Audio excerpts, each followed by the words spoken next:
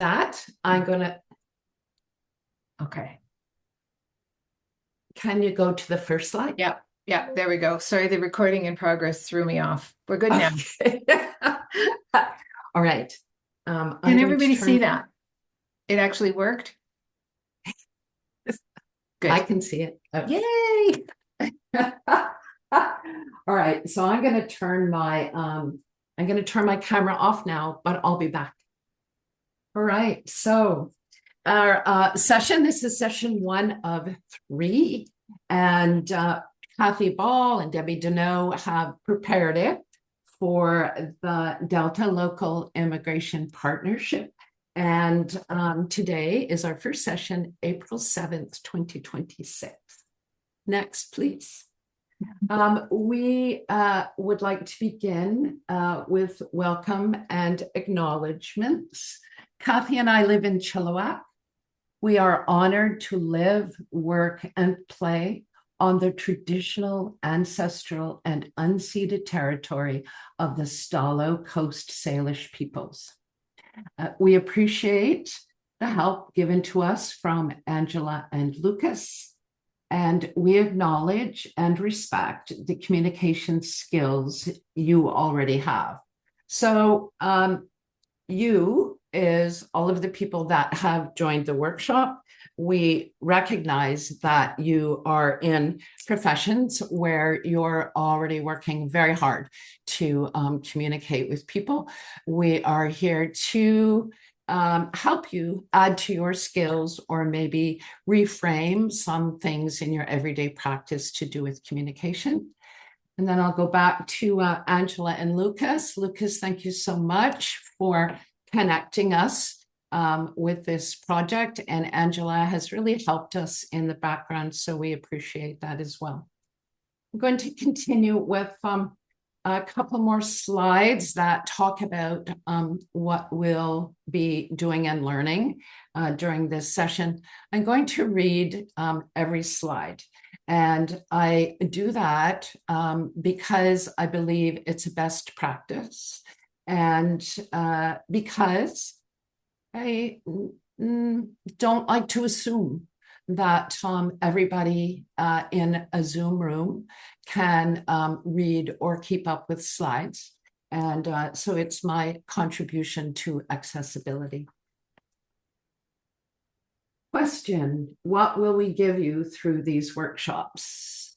We will give you information about thinking, speaking, and writing in plain language, examples of simplified documents, tips for explaining complex information, tools and checklists for clear communication, and practice rewriting documents. This particular structure is from the survey that Angela sent out. Thank you to the people who had an opportunity to fill that out. It really helped to inform our workshop today. Next, thank you. Okay, and what are today's topics? The topics are introducing plain writing and clear speaking, deciding the purpose and format of your communications, analyzing your audience, creating clear communications with steps, and finding the words you need. Next, please. Oh, sorry. Okay, go. Sorry. No worry, Kath. What will we learn? How plain writing and speaking positively affect people, how to decide if a communication is plain, choose words your audience will understand, follow plain language wording principles, and identify what your audiences need from you as a writer or speaker. Next. Kathy, this is your my slide. turn. This is my turn. Yeah. So just some guidelines for how we're going to work together today. So we're going to use emojis throughout or please feel free to comment in the chat room. Angela's very kindly recording this, so we won't miss anything, including comments in the chat room. When I'm sharing my screen, it's hard to see everybody, so speak up if I can't. The next thing is to use your hands up or the chat room for questions. So please try to do that. I will try to catch people. And then please be comfortable. This is totally judgment-free space. For some of us, plain language is brand new. For some of us, this is old hat. There are some wrong answers, but no judgment. Okay, so Angela, I'm going to stop sharing my screen because this is a poll that we'd like you to take.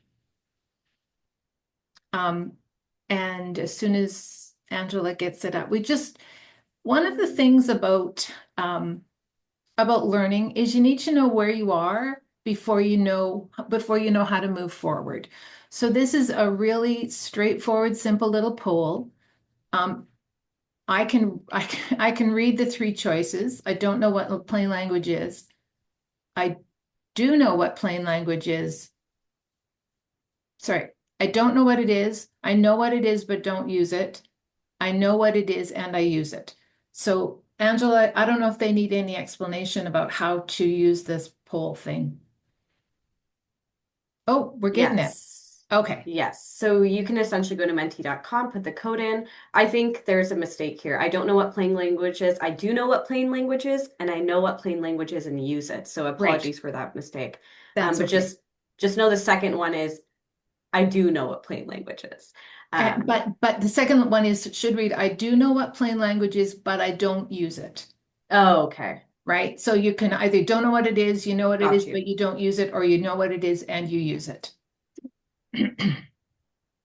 Yeah, so this is live updates for you all. That is so interesting. I haven't seen this software before. Yes, Mentimeter. Okay, so Angela, pat yourself on the back for this one because it's above my pay grade. That's all good. Yes. All right, so kind of almost an even split here. So nobody's on 2. Am I reading that correctly? Nobody is, I know what it is, but I don't use it. So then we're split between we don't know what it is and we do know what it is. Well, we do know what it is and we use it. Okay. So there's nobody who knows what it is but doesn't use it. Fantastic. Very cool. Except we're Okay. missing. Okay. Okay. So I don't know if the last 2 people haven't responded because they're not going to, or that's you and I, Debbie. That's you and I. That's what I was thinking. It might be you Okay. Perfect. I'll stop sharing. We'll stop. Okay. So that's the kind of technology you're going to be confronted with today, my friends. So good luck. I'm gonna keep sharing our screen. There we go. Now, and this is Angela, can you maybe look for hands up for me because I can't see anybody else's face, but does anybody have any questions yet?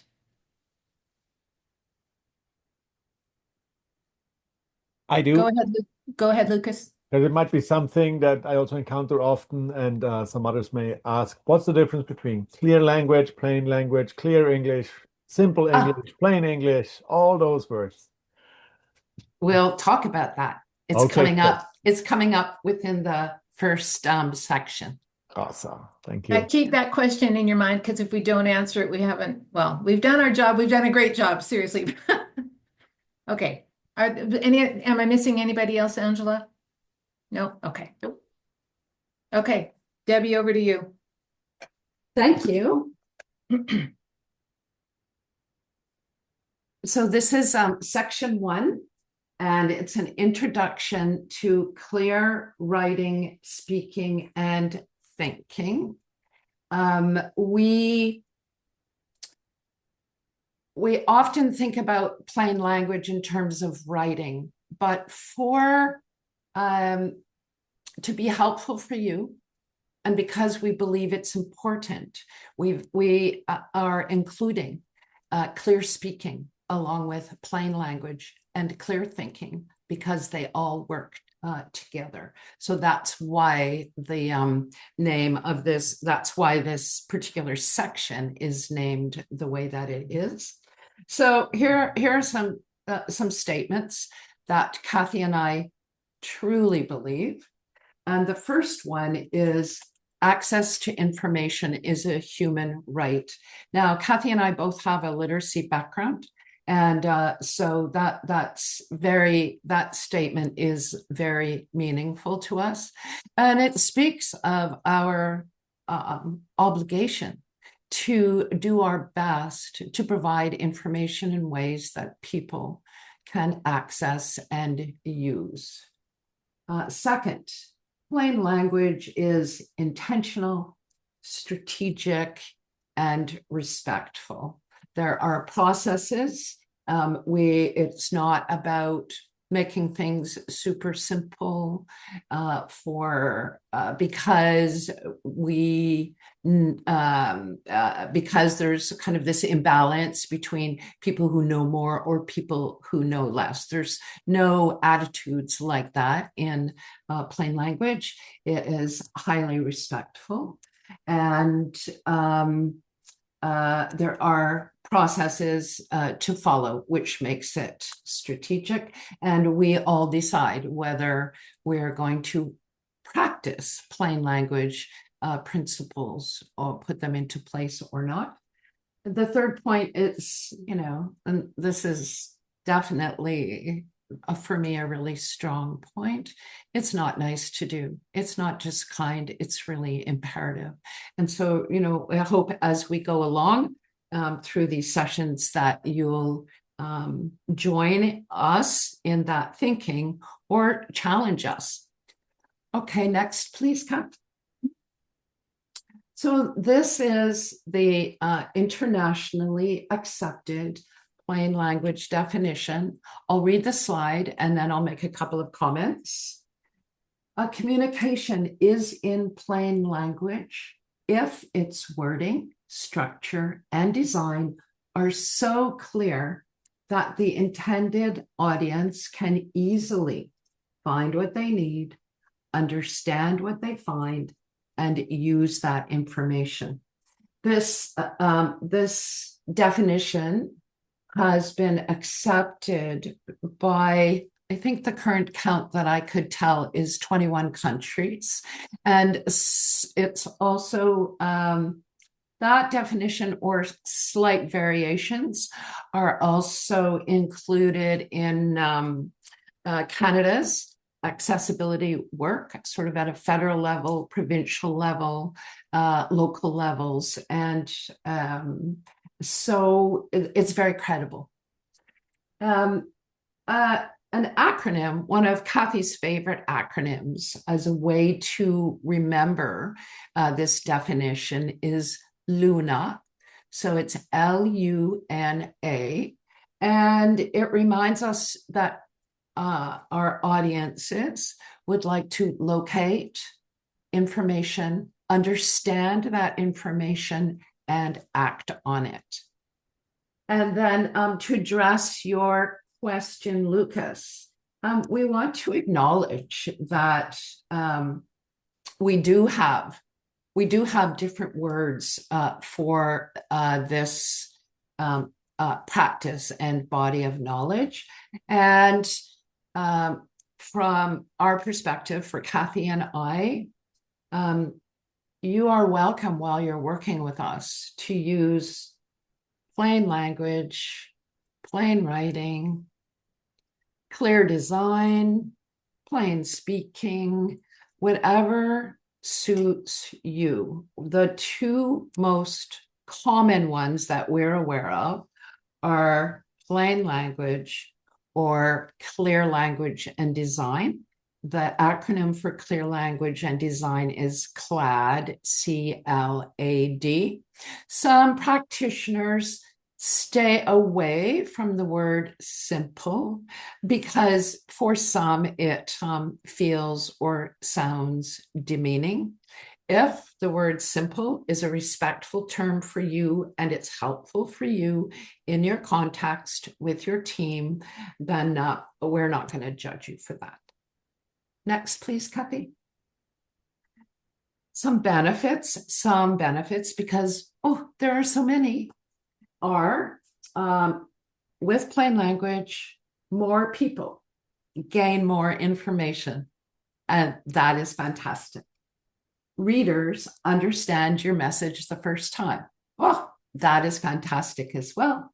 And then this one we really like. Trust is fostered. And this is particularly important for people who are who don't trust institutions, governments, people they don't know. If they're entering into a contract, when the information is clear to us, then we're more able to trust that information. Next, Kat. Some things that plain language can prevent, and this is misunderstandings, communication breakdown, delays, disengaged or frustrated clients or employees, and unsafe workplaces. Just want to note that throughout our presentation, sometimes we've used the word client, sometimes we use the word program participants, sometimes we've used both, and that's because we actually don't know you well enough to know what language you use. So please, when we say one or the other, please know that we're including all of the people that you serve or all of the people that you work with. Next, please. All right, so clear speaking. I'll read this slide, Introduction to Clear Speaking. The name of a video is From Accent to Asset, Integrating Non-Native English Speakers. And this is a TEDx talk by Mike Wilder. And the TED Talk took place in Mechanicsville, which is Ottawa. So the information that we're using for this clear speaking section is his work, and in our we'll provide a resource package for you in a couple of days, and we'll have a link to his video if you'd like to watch it. Clear speaking helps two-way communication. It gives us time to think and to find the words we need. It also helps to foster a plain language organizational culture. And yeah, that's all I'll say about that for the moment. Kathy, next slide, please. Because here's the next point, some clear speaking strategies. So some things that you can do are to, before I even start this, again, I need to acknowledge that some of this comes really naturally to you already. So consider this point to be, an encouragement for what you already do.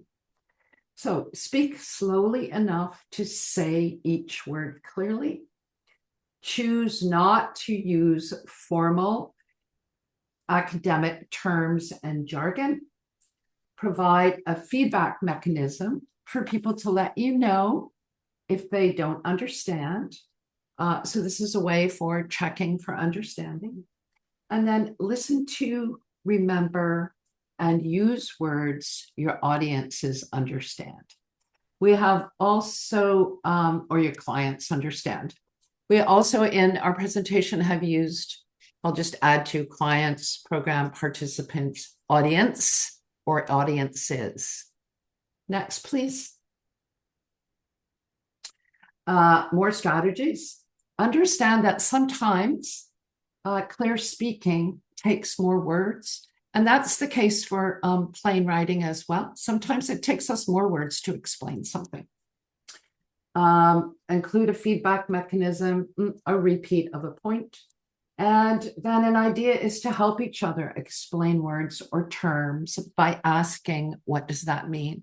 Because that helps us break down complex topics or terms versus simple words and concepts. Next. Okay, Kath, over to Yay, you. so we're going to practice with Kathy. Yay. Okay, so my friends, step number 1. Please challenge Debbie or I when we say something that you don't understand. You can put your hand up. You can put your comment in the chat room. We will get to you as soon as we can see that your hands are up, or that it kind of works for the system.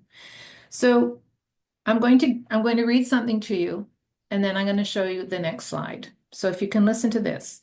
This is about clear speaking practices, giving instructions. So here's the directions.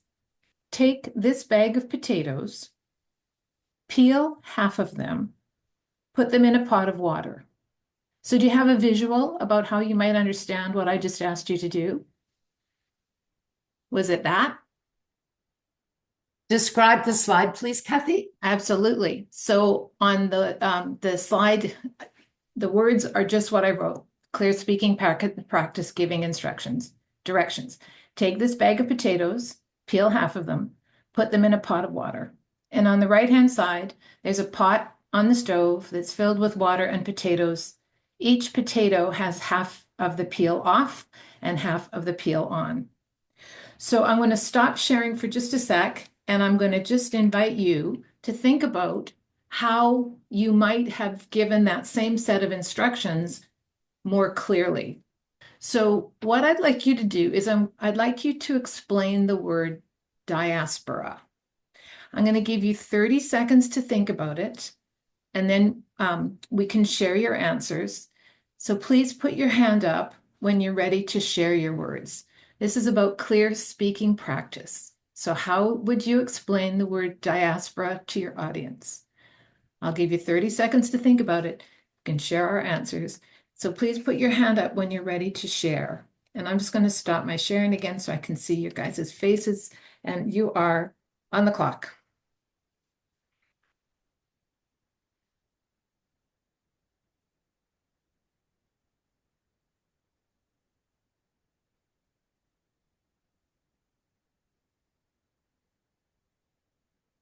A dictionary. A diaspora is a large group of people with a similar heritage or homeland who have since moved all over the world. And I just want to state what I believe to be the obvious. Sometimes the dictionary is all you need to use. All you need to use. But those are great answers. And when you think about these words, keep in mind, and we're going to get to here later, who it is that you're speaking with. Like, will the people that you want to understand this actually understand what you're trying to get to them? Because if you understand it, that's great, but you need them to be able to understand what it is you're talking about. Okay, I'm going to share again, Debbie, and I think we're over to you. Mm-hmm. Just a second. Okay. Oh, this is our true or false, Angela. This is our true or false poll. Sorry, that snuck up on me. Right, I'm back. Okay, let me stop sharing. Hang on. There we go. Perfect. Thank you so much. All right. Let me start this presentation. All right, you see my screen? Yeah, thank you. Perfect. All right, so same thing goes, menti.com. You can put your code in, or you can scan the QR code, and we're just going to go over some true or false statements. So I'm going to read them. Plain language is simple-minded and talks down to people. True or false?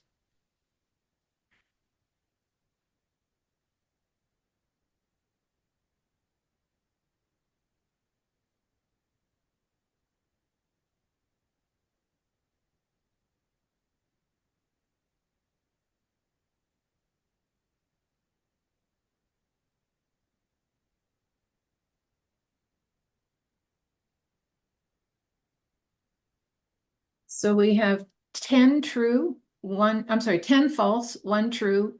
And I believe the 4 people who haven't responded are Debbie, Kathy, and Angela, and Lucas maybe.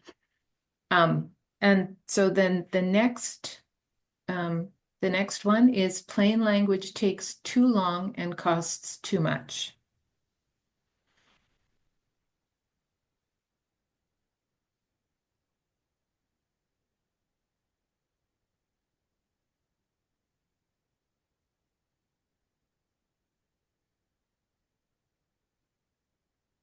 and 10 of us think that is false. Next line is plain language isn't necessary for people who read well.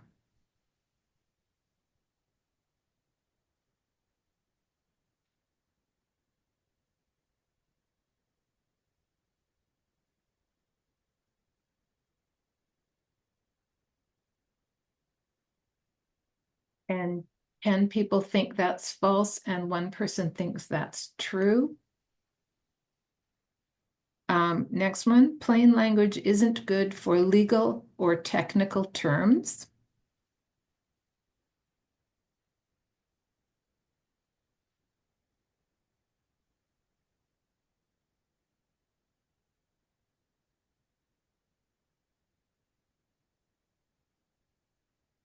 And we have 8 people who believe that to be false and 2 people to believe that to be true.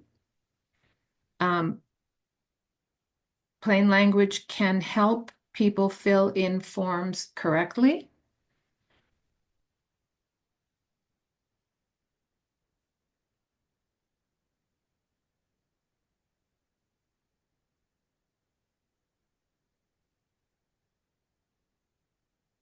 And 11 of us believe that to be true. And and finally, plain language can reduce the need for you to explain information.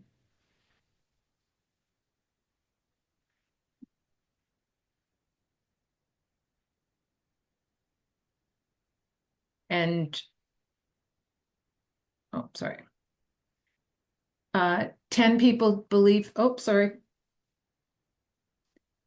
10 people believe that to be true. 2 people believe that to be false.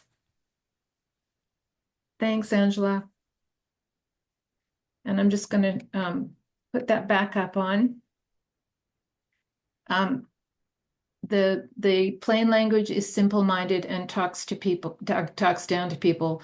I would just encourage you to remember what Debbie was talking about when she was talking about how it needs to be respectful and is an imperative.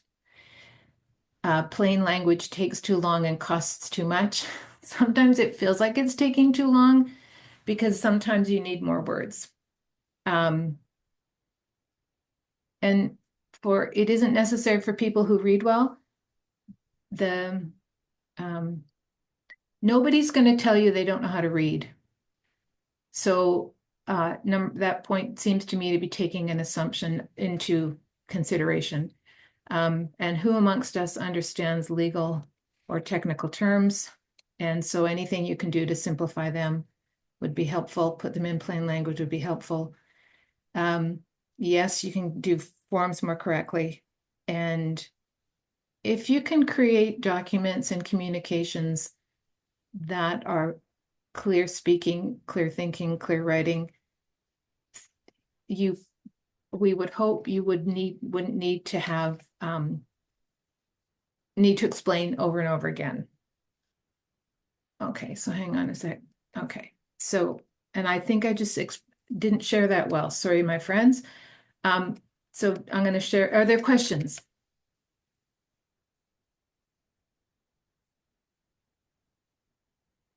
All right, I'm going to reshare my screen, Debbie, and then I believe it's over to you. Thank you. No, that's not it. Sorry, hang on.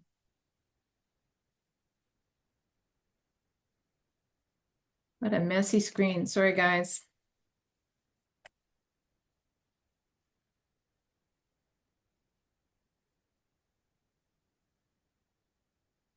Okay. There you are. Okay, there you go. You're up now. We're now in our, excuse me for a moment. Sorry. We're now in section 2, deciding the purpose and format of your communications. And so the three pieces that we're looking at in this section is we need to choose the document type or types that suit your audience's purpose, context, and characteristics. Next. Okay. So to begin with, identify your purpose for writing or speaking. The three main purposes, because there are more, the three main purposes are to persuade someone about something, to inform people about something, or to gather information. So it's really important to know when you're going to develop, create, prepare something, that you know what your purpose is. Next, please. Identify your audience's purpose for reading or listening. And for example, they may want to complete a task, decide something, or understand or learn something. So we want to align what the information that we want to give with what it is that our audience wants or needs to do. Next. And then consider the context. So such as where readers read the document, what technology they will use to read it, how much time they will have, how long will they stay focused, how interested they will be in the document, what their emotional state will be when they read it. So the source for this is the international standard ISO 244951, which is the International Plain Language Standards. So this particular piece speaks to documents, but again, we can reframe this and stretch it, look at it in a different way so that it applies to plain speaking as well. Next, Kathy, please. Decide on the format and formats. So considering your purpose, the audience's purpose, and the context, that helps us decide. For example, paper, for example, whether it's going to be a poster form or pamphlet, electronic, for example, email or website, document, audio or video recording, in person, for example, an informal conversation or a public presentation. And then consider providing information in more than one format to reach diverse audiences. And, you know, a simple example for me is we might provide a brochure on a website and it's in a PDF format. We might provide that same brochure on paper in large print. Next, please, Kath. Okay, here we go again. So I'd like you to think about your most used communications, and they can be flyers, brochures, forms your clients need to fill out, whatever it is. What'll happen if your audience actually understands that information? Why does that communication exist? To inform, persuade, gather information? What topics do you need to communicate to your audience? And what does success look like? I'm just going to stop sharing so I can see your hands again.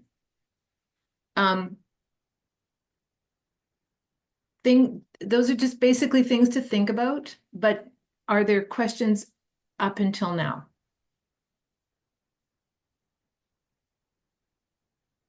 It's very quiet. Okay, we're going to go back to sharing, and I'm going to make you do some more work, I think. Okay. And now so questions we've asked. Now, we're going to analyze our audience next. So I can pick it up from here, Kath? Yeah. And I think this is this a poll? Yeah. So Angela, you get to share again. Oh, it is. You're right. Oh, and somebody's trying to get in. I'll let him All in. good. I've let them in. Okay. And I will reshare. Perfect.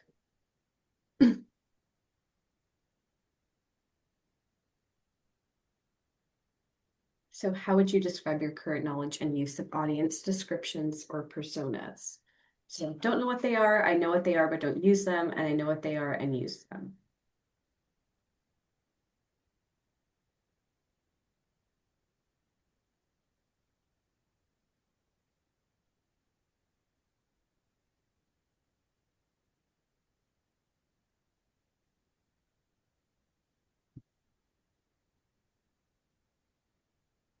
We're getting a great even split here, Deb. I see that. That's awesome.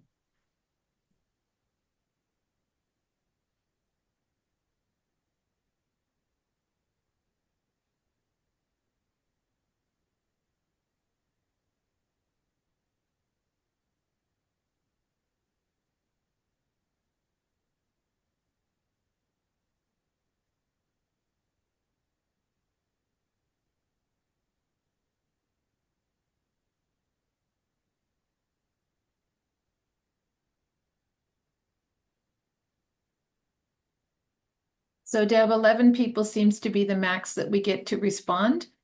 So 4 of them don't know who they are, but don't know what they are. 3 of them know what they are, but don't use them. And 4 of them know what they are and use them. Thank you.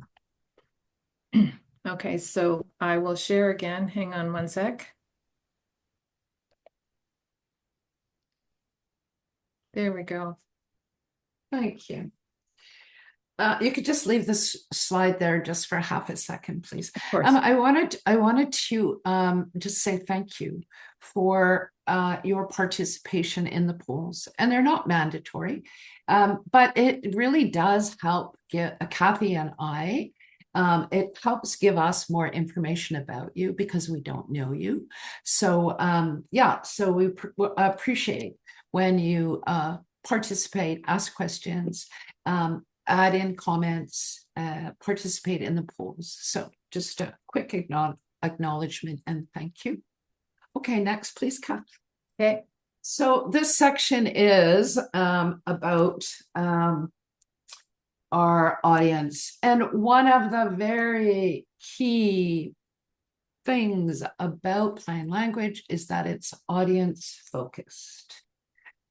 We can communicate clearly when we understand who our audience is and what practical information they need.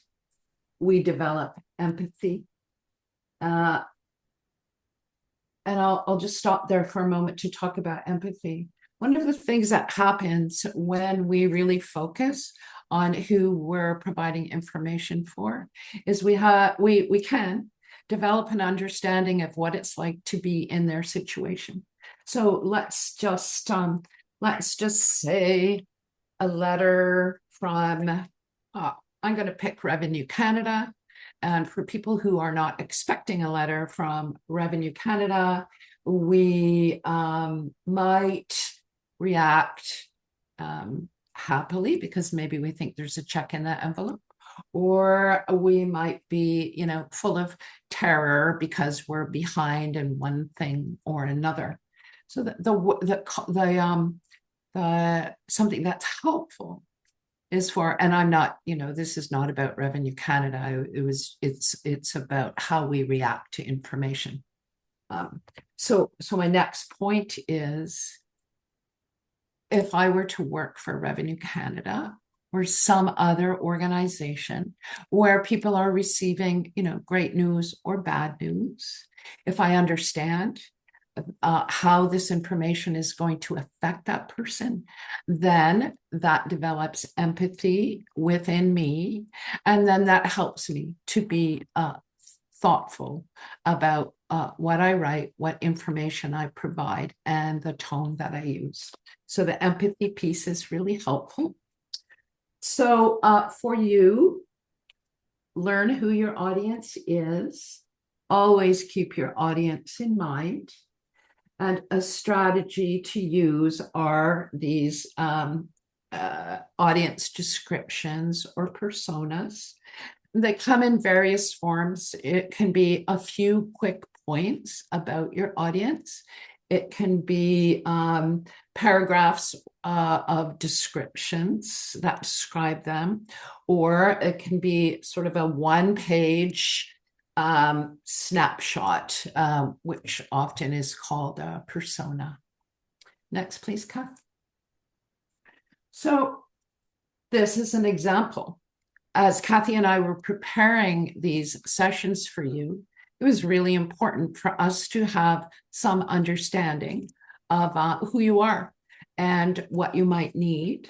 And so our sources for information were from our chats with Lucas, our chats with Angela. We read your website for the website for the partnership. We learned a little bit about, the fact that Delta actually there's 3 communities. So you're from 3 communities. And we also, Kathy and I have experience with social service, human service organizations. So we could include a little bit of our own experience when we think about who you are. So I have here that your demographics are that you're working age, primarily post-secondary education, or maybe everybody has post-secondary education. Your English language, you're proficient. For some people, English would be an additional language for you. Knowledge and skills, and here we're talking specifically about communication. So you're skilled communicators. You have a range of plain language knowledge. Dislikes, pressures, frustrations. We're thinking you probably dislike time wasters. You might have workload pressures. You might have communication frustrations. And then your reasons for attending are to solve communication problems and build new skills. So with Kathy and I keeping that in mind, that helps us to do our very best with organizing the information and the workshops. Okay, next, please. So these are the general categories. People can dive really deep into creating these descriptions or personas, or you can pull the information that you think is most relevant for you. In our case, your age is not a factor with us. How we've designed the program, working age is as much as we need to know. All right, so age range, education ranges, genders. These are demographics. Some are more important, some are less. English language knowledge and confidence, knowledge, skills, and traits, dislikes, pressures, frustrations, stressors, reasons for attending your programs, or what do people want or need from you. So that's your introduction to descriptions or personas. Kath? Okay, so it's practice time again, and we're going to put that same slide up. And I would like you to think about your clients and or program participants and or audience. I'm not quite sure what language you use, but the people who you work with, who you're going to be creating these documents, these communications for. And I'd like you to pop 3 to 5 characteristics about your clients into the chat room. And I've just listed, consider the age range, all that. It's exactly the same slide as you just saw. So I won't bother reading it, except we've just added the bit about it's your turn to do some work. So just list 3 to 5 characteristics about your clients, and think about how do you access that information and what might get in the way of you accessing that information. I'm going to leave the screen up for just a little bit, and I'll give you another 30 seconds, and then we'll talk about what you've discovered or listed.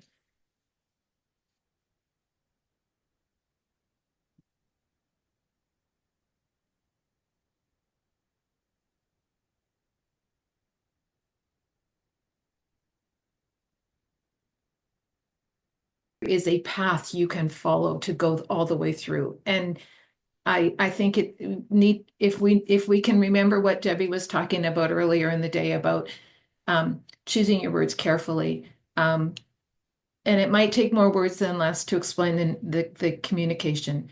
The other thing I would say is tap into your subject matter expertise people. So if you're working with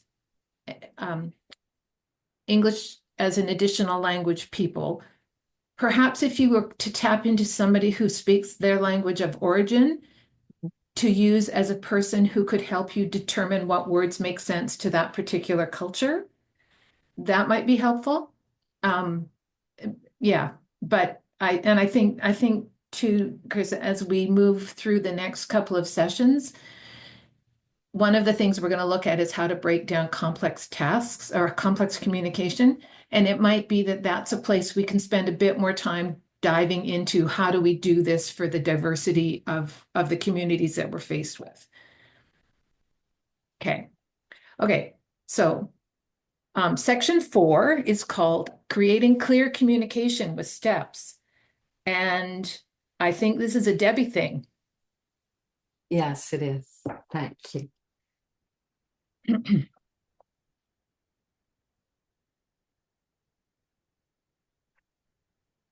We mentioned that plain language is strategic and used as a process. These are 5 general things to consider. 1, we're talking about this now. Know your readers or your audience and the purpose of your communication. Make an outline. This is really helpful for complicated topics. We'll work on that in session 2. Write or edit your text. We're going to go to that next. And then in session 2 and 3, we'll add in design your communication, test and revise your communication. And we added that in right now so that you could see sort of the bigger picture. Okay, and we'll go straight to the next slide, please. Yep. So we're going to spend till about 11:25 on this section, and it's kind of a big chunk, but we're hoping that that it will be very useful to you. We're hold on, I'm just going to pull up my notes. Sorry for the stammering here.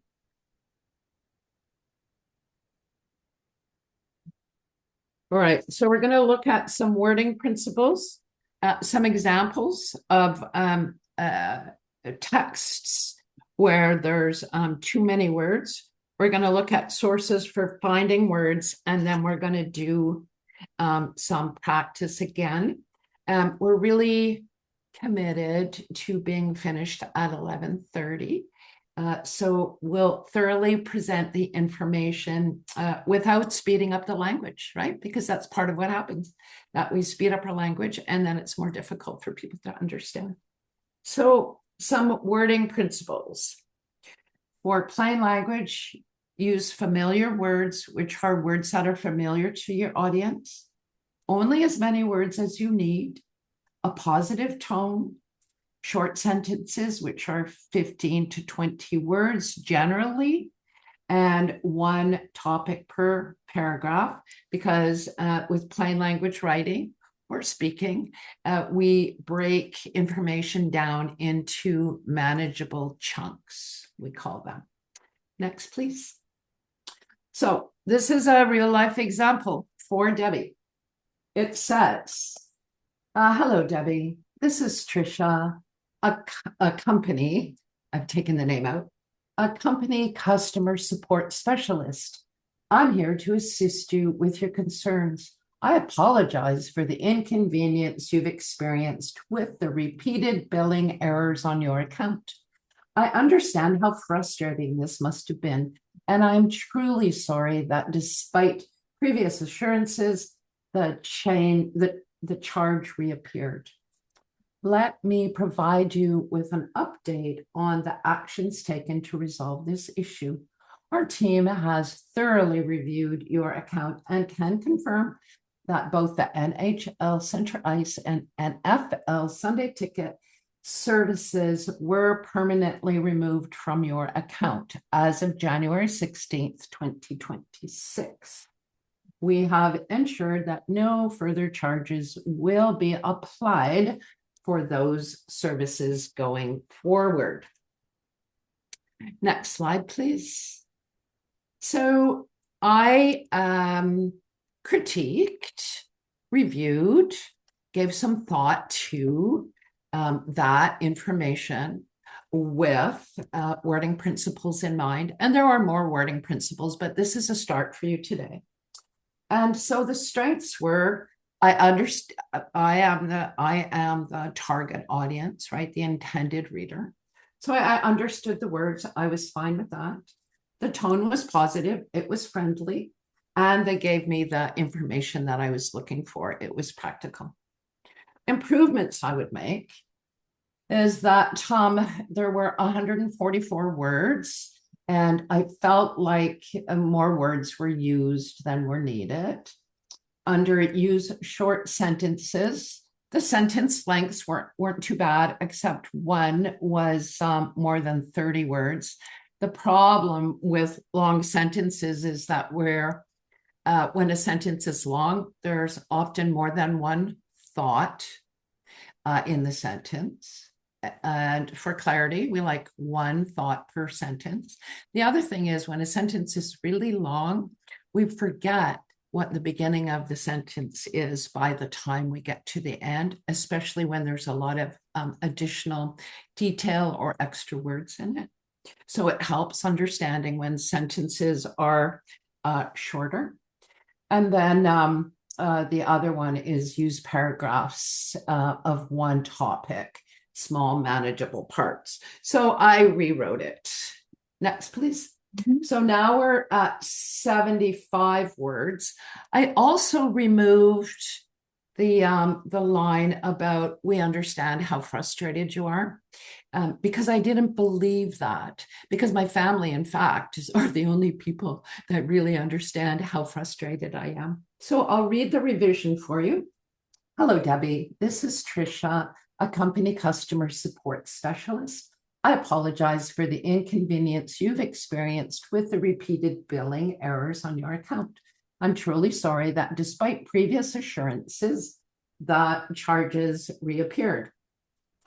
I can confirm that both the NHL Center Ice and NFL Sunday Ticket services were permanently removed from your account as of January 16th, 2026. We have ensured that no further charges will be applied for these services going forward. Next slide for the simplest version. And this is, would be what I would tell my family. We heard back from the TV company. They apologized. They removed the channels. They say it won't happen again. So that's 19 words. So this example was an opportunity for us to take a look at, and if we start at this end of the slide, what was most important? This is what I needed to know. And this is very clear. This is all my family wants to know.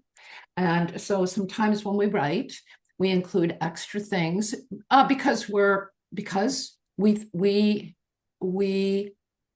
they wanted to be very apologetic, which I appreciate, but it was more words than I needed.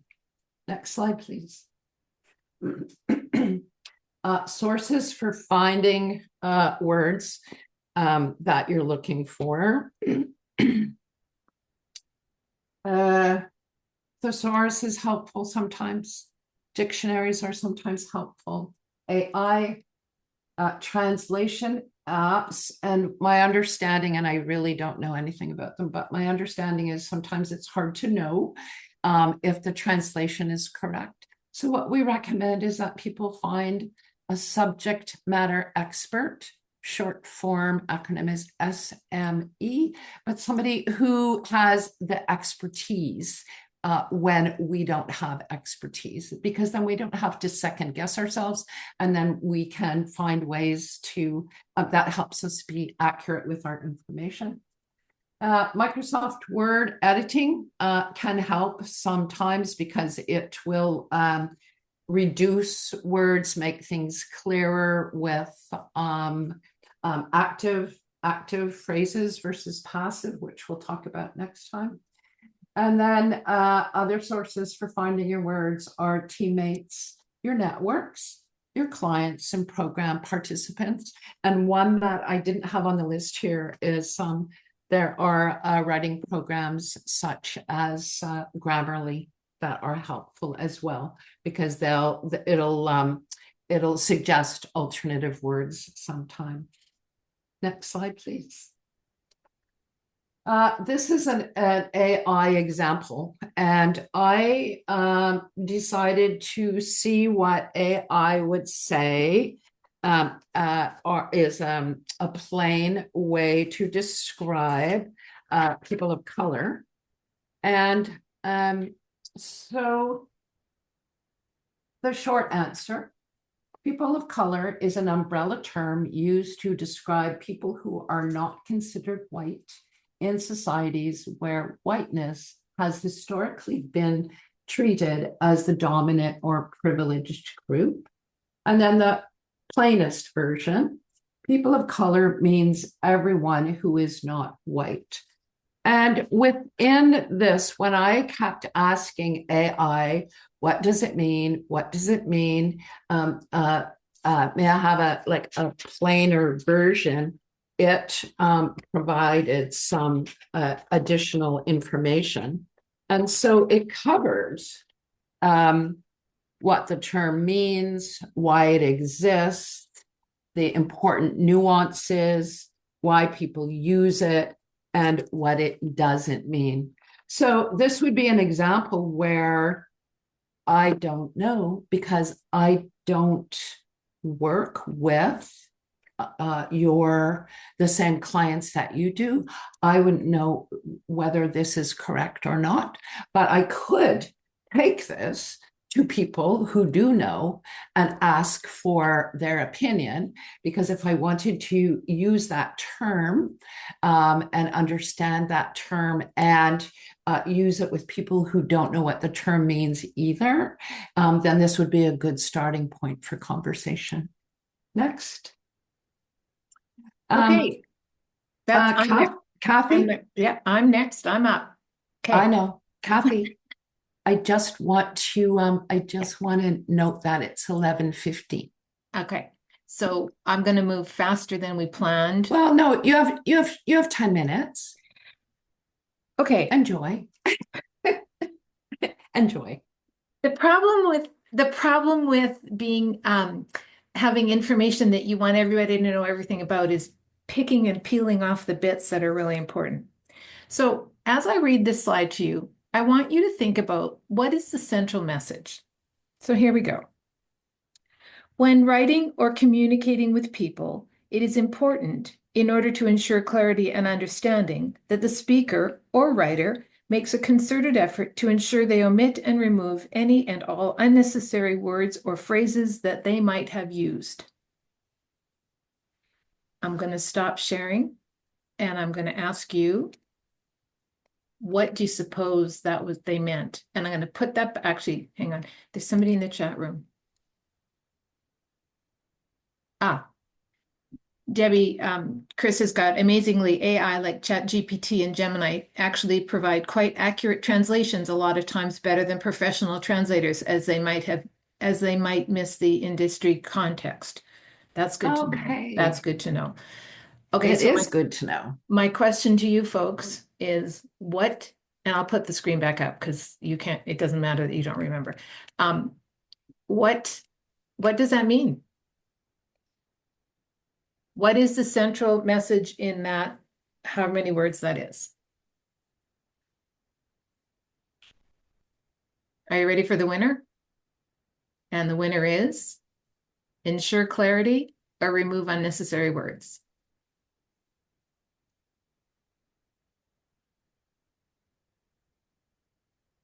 Mary, thank you. Less is more.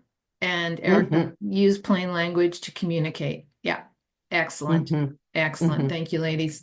Yeah, so I actually, I'm gonna go back to the slide. I actually did this at a workshop and I didn't get it right because I kept thinking, yeah, but they need to know that. Yeah, but they need to know that. Yeah, but they need to know that. This is really important. This is really important, but it's not. Just tell them what they need to know and stop talking. Questions about that? Okay.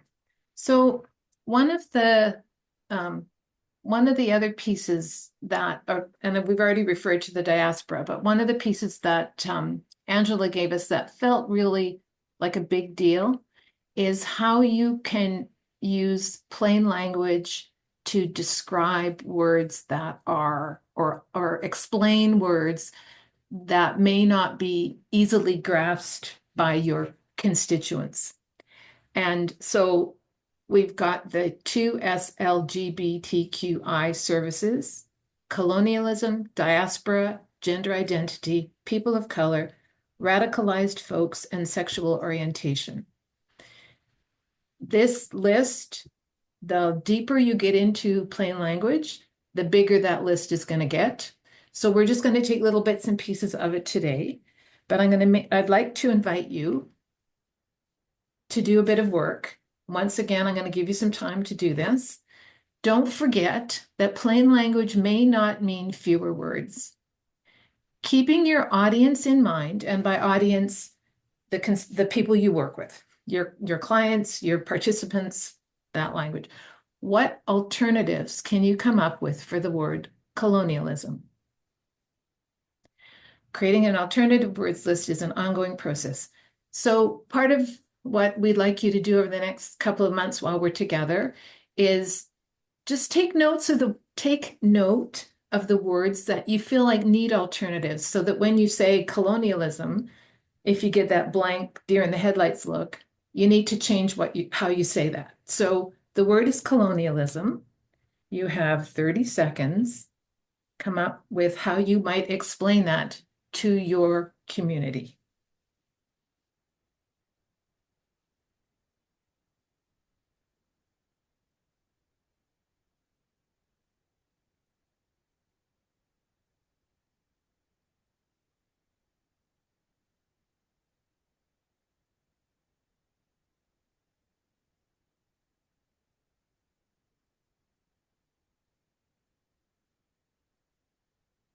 Right, my friends, I'm going to stop sharing, and we're going to do once again in the chat room, or put your hand up. What did we come up with to have an alternative word or words for colonialism? And just for the record, we picked it hard on purpose.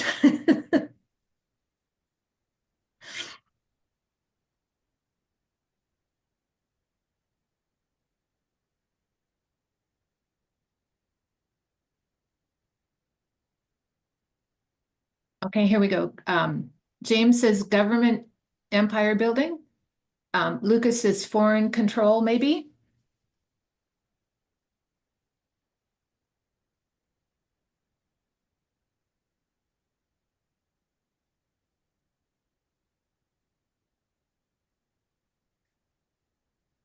King at top class structure from Chris. So according to AI, colonialism is the policy and practice of a power extending control over a foreign area, people, or resources, often involving exploitation, settlement, and cultural imposition. Okay, so that's the definition, but clearly you're going to have to plain language that definition, because there were more big words than you would use, or all of those words needed alternatives. So part of and it goes back to what Chris, Mary says one country controlling another country. Yeah, great, all great ideas. You guys are all on the right page, on the right path. And just like Chris was talking about earlier, when you have that kind of wide diversity, obviously all of your people who are part of the diaspora will have different experiences of maybe they live in a colonialized country. Maybe they loved it, maybe they hated it, maybe who knows. But to be aware of the possibility that their experiences will determine how they understand the words that you use is part of that empathy building that Debbie was talking about earlier. Okay, I'm going to share it. If there's any other ideas, just pop them in the chat room and we'll catch them later. And I will share our screen again. I'm so glad every time this works. Okay. Okay, the questions are available for questions if you want them, have them, need them.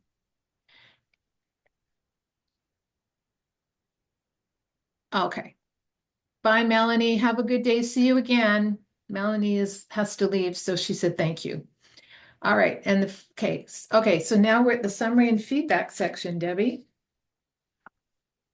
Okay, thank you. May I have the next sorry, slide? I had a moment. That's okay. That's okay. So we wanted to take a few minutes to show you how this fits together, because in some ways, we've really given you bits and pieces of many different topics. So how does plain writing and clear speaking positively affect people? It gives people information that they can understand and use. How do we, excuse me, I'm sorry. How do we decide if a communication is plain? We listen to the words our audiences understand. We build our plain vocabulary, which is what we've been doing within the practice sessions today. We practice and ask for feedback. Next. How do we choose words our audiences or your audience will understand? We use our knowledge about our audiences, and we use resources such as the ones that we just looked at with AI, dictionary, Grammarly, thesaurus, other people. How do we follow plain language wording principles? We learn them and we practice them, and we use checklists. We'll include a short checklist for you in the handout. Next, please, Kat. How do we identify what our audiences need from us as writers and speakers? We practice clear speaking and thinking. We remember the plain language definition and LUNA, locate, understand, and act. We keep our audience descriptions or personas in mind. Some people print them and put them on their desks to have them right there. We recognize that our audience knows what's clear to them. We focus on providing only the most important information in the clearest possible way. Next, please. So this is a feedback poll, but I'm wondering, in light of timing, let's not make it a poll, Angela. Let's just,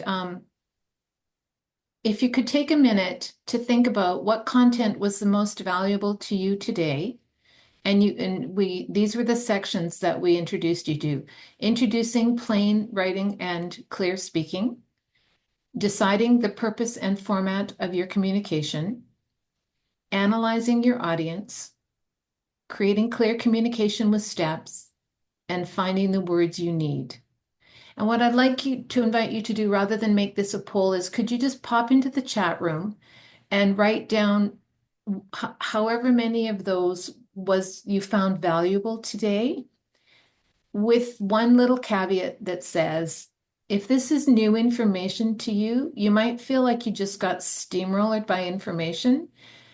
Please be patient, because the next two sessions will really give you a chance to look at, feel, work with, struggle with, create, and just kind of begin to own some of the information that we've tossed your way today.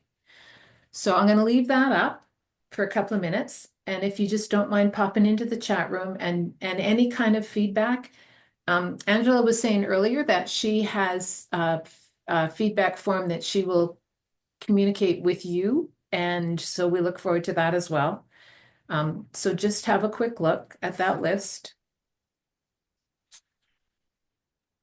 Yeah, I've also just popped the feedback form in the chat as well, but Thank you. And then just by way of closing, to honor the time that we have, we will send you a handout and some homework and instructions and ideas through Angela. And Angela, please, if you don't mind, just including our emails with whatever we send you, the email addresses. So people, please feel free to email us if you have questions or comments or needs or particular interests. And we look forward to being with you again on the 14th.